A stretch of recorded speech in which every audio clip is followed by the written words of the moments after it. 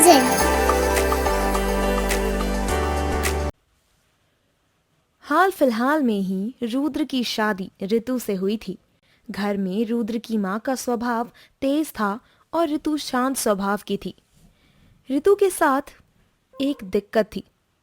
उसके 2 सामान्य पैरों के साथ तीसरा पैर भी था, जो कि आम लोगों से एकदम अलग बात थी। रुद्र की बहन भी उन्हीं के साथ रहती थी।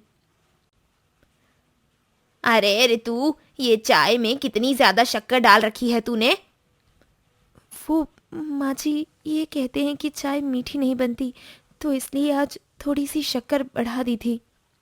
अरे, एक जगह ज्यादा सामान डाले तो ठीक है, लेकिन तेरा तो हर जगह का यही है। कल तूने खाने में भी ज्यादा नमक डाल दिया था। सॉरी माँ जी, गलती हो गई थी, आगे से मैं ध्यान रखूंगी। तू क्या ही ध्यान रखेगी, चल जा, अब घर का काम कर ले। एक सुबह ऋतु रसोई में सब्जी काट रही थी, तभी सावित्री ने जानबूझकर बर्तन जोर से पटक दिए। सुबह सुबह सर में दर्द हो गया।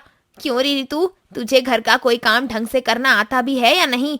अब तुझे ये भी मैं ही सिखाऊंगी कि बर्तन कहाँ रखना है और किस तरह रखना है। सारे बर्तन उल्टे पुल्टे कर रखे हैं।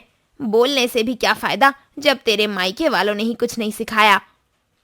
माँ जी, मैं अपने मायके में भी घर का सारा काम अकेले करती थी। यहाँ भी सारे काम संभालने की कोशिश कर रही हूँ, बस आप नाराज मत होइए। कुछ देर बाद पूजा भी ऋतु के पास आकर बोलती है, भाभी अभी नाश्ता नहीं बना क्या? बस थोड़ी देर और फिर रेडी हो जाएगा। क्या भाभी, आपको तो पता है सुबह 6 बजे मुझे कॉलेज के लिए निकलना पड़ता है। ऊपर से मेट्रो टाइम पे नहीं पकड़ी तो आधा घंटा और लेट हो जाता है।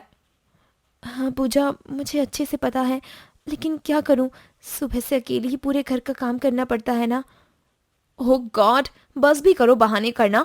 काश भगवान ने पैर की जगह तुम्हारे 3 हाथ दे दिए होते तो धीरे धीरे ही सही, लेकिन काम जल्दी हो जाता। पूजा की बातें सुनकर ऋतु को बुरा लगता है, लेकिन वो सहकर चुप रह जाती है। कुछ देर बाद नाश्ता रेडी करने के बाद ऋतु पूजा के रूम में जाती है। पूजा, नाश्ता रेडी है, आ जाओ नाश्ता कर लो। अब क्या करूंगी खाकर? पूरे 6:15 हो गए हैं। अपना नाश्ता अब खुद ही कर लेना, मैं अब जा रही हूँ। शाम तक जब पूजा कॉलेज से वापस लौटती है तो सीधा अपने रूम में होती है। उधर ऋतु पूरे गुस्से में पूजा के रूम में आती है। ये सब क्या है पूजा? कहाँ क्या है? और तुम इतनी लाल पीली क्यों हो रही हो? आज दोपहर में मैंने देखा तुमने मेरे पैरों की फोटो को फेसबुक पर पोस्ट कर रखा है। ओह अच्छा, वो तो इसका मतलब तुमने वो फोटो देख ली।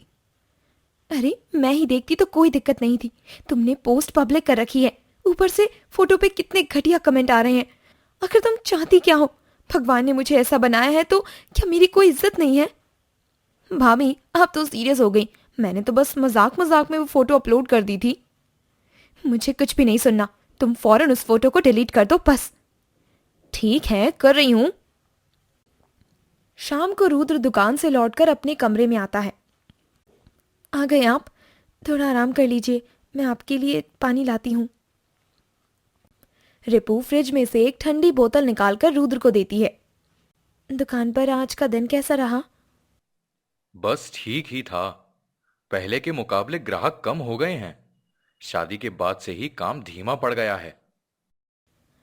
चिंता मत करिए, हो सकता है इस समय खरीदारी कम हो रही हो, धीरे धीरे सब ठीक हो जाएगा। क्या ठीक होगा? पता नहीं कौन सी मनहूस घड़ी में मैंने तुमसे शादी कर ली, जो मेरा बिजनेस ही एकदम ठप पड़ गया। शादी से पहले तो अच्छा खासा काम चल रहा था। लेकिन मैंने क्या किया है जो आप मुझ पर भड़क रहे हैं? तो और किस पर भड़कूं? ये सब तुम्हारी वजह से ही हो रहा है। तुम्हारे 3 कदम मेरे घर में पड़ते ही मेरा बिजनेस घाटे में चला गया। रुद्र की बातें सुनकर ऋतु की आंखों में आंसू छलक जाते हैं और वो चुपचाप उठकर वहां से चली जाती है। काश मेरे हस्बैंड मेरी तकलीफ को समझ पाते। इस तरह धीरे धीरे समय बीतता गया। दिन अचानक से रुद्र की कपड़ों की शॉप में इलेक्ट्रिक प्रॉब्लम की वजह से आग लग जाती है। बाहर भीड़ जमा हो गई थी। फायर ब्रिगेड पहुंच चुकी थी, लेकिन तब तक देर हो चुकी थी। दुकान के सारे कपड़े जलकर राख हो गए। रुद्र के घर वाले सुबह दुकान पहुंचते हैं। दुकान का नजारा देखकर सभी लोग दुखी थे। घर लौटते ही सावित्री ने जैसे मौका पा लिया था, इसलिए वो ऋतु पर भड़क उठी। जब से रुद्र की शादी हुई है कुछ ना कुछ अपशगुन होता जा रहा है। पहले बिजनेस ठप हुआ और अब पूरी दुकान में आग लग गई। ये लड़की तो मेरे घर में मनुष्यत लेकर आई है। सब तो सब, अब दुकान भी खा गई। माँ जी, आग लगने में मेरा क्या कसूर है? ये तो बस एक हादसा था। हादसा? अरे तेरी आने के बाद से ही तो सब बुरा हो रहा है। पूजा ने भी ताना मारने में देरी नहीं की। अब तो भैया का बिजनेस भी डूब गया। बैठ के खाती रहो अब घर में। पूजा, ऐसी बातें करके बात को और ज्यादा मत बढ़ाओ। दुकान जलने से पहले से ही सबका दिमाग काम नहीं कर रहा। रुद्र चुपचाप एक कोने में बैठा था। उसका चेहरा थकान और निराशा से भरा था। दुकान का सारा माल जलकर राख हो गया। लगभग लाखों का माल था। अब क्या करूंगा? कुछ समझ नहीं आ रहा मुझे अब। सुनो जी, हम सभी ऐसे तो हिम्मत नहीं हार सकते। घर चलाने के लिए कुछ ना कुछ तो करना ही पड़ेगा। एक काम करो। क्या? अब ऋतु अपने कान की बाली और गले का हार निकालकर रुद्र को देने लगती है। ये लो, आप इसे बेचकर दुकान में कुछ साड़ियाँ और लेडीज कपड़े रखवा लो। और हाँ, इस बार दुकान मैं अपने हिसाब से संभालूंगी। ऋतु की बात सुनकर सावित्री हंसने लगती है, जैसे उसने मजाक सुन लिया हो। तू, और वो भी लोगों के बीच दुकान में बैठेगी? अरे लोग तेरे 3 पैरों को देखकर ही भाग जाएंगे। माँ जी, ये आपकी सोच है कि लोग दुकान में मेरे 3 पैर देखने आएंगे। सच तो ये है कि आज लोगों के पास उतना समय नहीं है कि अपना टाइम गलत जगह इस्तेमाल करें। दुकान में लोग कपड़े लेने आते हैं और अगर उन्हें कपड़े पसंद आ रहे हैं तो वो कपड़े देखेंगे, ना कि मेरे पैर। ऋतु की बात सुनकर रुद्र ने गहरी सांस ली। उसे अब कोई और रास्ता नहीं दिख रहा था, इसलिए उसने ऋतु की बात मान ली। ठीक है, अगर तुम्हारा मन है तो कोशिश कर लो, लेकिन ये सब इतना आसान नहीं होगा। मुश्किल तो है, लेकिन तुम साथ हो तो मैं सब कुछ कर सकती हूँ। अगले ही दिन रुद्र पास के थोक बाजार, लाजपत नगर और सरोजनी नगर गया। कम पूंजी में उसने कपड़ों का नया स्टॉक खरीद लिया। माल लाकर रखने के बाद उसने दुकान की फिर से मरम्मत करवाई, लेकिन इस बार सब कुछ ऋतु के हिसाब से था। आखिरकार हमारी दुकान एक बार फिर से देखने लायक हो गई। हाँ, अब से मैं ग्राहकों के साथ हर तरह से डील करूंगी। आपको बस हिसाब किताब देखना है। ठीक है ऋतु, उम्मीद है सब कुछ ठीक हो। उस दिन के बाद से रुद्र और ऋतु दोनों ने मिलकर नई शुरुआत करने का निश्चय किया। अगले दिन से ऋतु ने दुकान को बिल्कुल नए ढंग से सजाया। उसने पुराने बिखरे तरीके को छोड़ दिया था और कपड़ों को सुंदर और साफ सुथरे तरीके से रखा था। कम से कम 2 लेडीज की डमी दुकान के बाहर रखेंगे, जिन्हें गोल्डन और ग्रीन साड़ी पहना देंगे। ये कलर लोगों का ध्यान जल्दी खींचेंगे। दुकान में हर ड्रॉर की तरफ लाइटिंग ज्यादा रखेंगे ताकि साड़ी को पहचानने में ग्राहक को आसानी हो।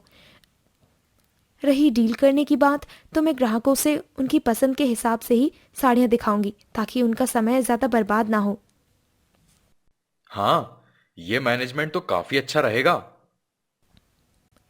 धीरे धीरे दुकान में और चीजें सेटल होने लगी। ऋतु ने ग्राहकों के बैठने के लिए आरामदायक कुर्सियां लगाई थी। इसके अलावा बिलिंग का सिस्टम काफी फास्ट और क्लियर था। कुछ ही देर में एक लेडीज दुकान में आती है। उसे देखकर ऋतु स्माइल के साथ उसका वेलकम करती है। बहन जी, ये ड्रेस कितने की है?